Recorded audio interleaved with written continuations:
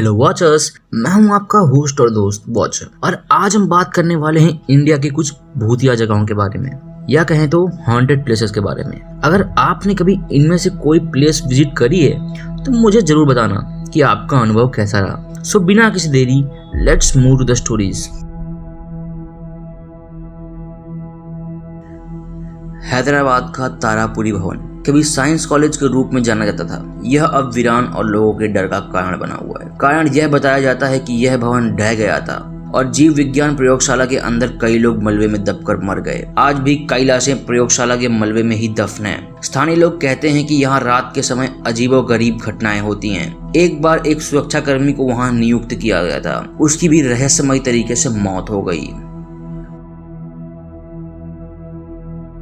जैसलमेर जिले का कुलधारा गांव पिछले 170 सालों से वीरान पड़ा है। कुलधारा पालीवाल ब्राह्मणों का गांव था। किसी कारणवश सभी गांव वालों को एकाएक रातों रात गांव खाली करना पड़ा और कहा जाता है कि वो जाते वक्त इस गांव को श्राप दे गए कि ये गांव कभी वापस नहीं बसेगा। तब से गांव ऐसे ही वीरान पड़ा है। लोग ये भी बताते हैं कि यहाँ रूहानी ताकतों का साया है और रात के समय यहाँ जाना खतरों से खाली नहीं है। इस भवन में 1857 के विद्रोह में ब्रिटिश रेजिमेंट मेजर चार्ल्स बुटेन की विद्रोहियों ने हत्या कर दी थी। कहा जाता है कि मेजर की आत्मा इस महल में भटक रही है। खुद कोटा की पूर्व महारानी ने मेजर की आत्मा को हॉल में बैठे देखा था जहां पर उनकी हत्या हुई थी। यहाँ तक कि कई लोगों ने भी इस बात को सच माना है।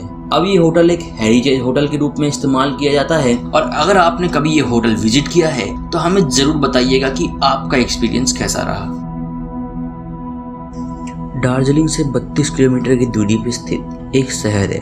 ये शहर अपने बोर्डिंग स्कूल्स के लिए भी फेमस है, पर इस शहर से जुड़ा एक ताऊ नामक जंगल है और इसी जंगल की वजह से यह शहर बदनाम भी है। इस जंगल को सुसाइडल जंगल भी कहा जाता है। यहाँ सबसे ज्यादा सुसाइड किए जाते हैं। इस जंगल में कंकाल मिलना तो आम बात है। गांव के लोगों का यह भी मानना है कि यहाँ लोगों की आत्माएं भटकती हैं। भूत की बात सच हो न हो, पर जंगल का माहौल लोगों के जहान में डर जरूर पैदा कर देता है।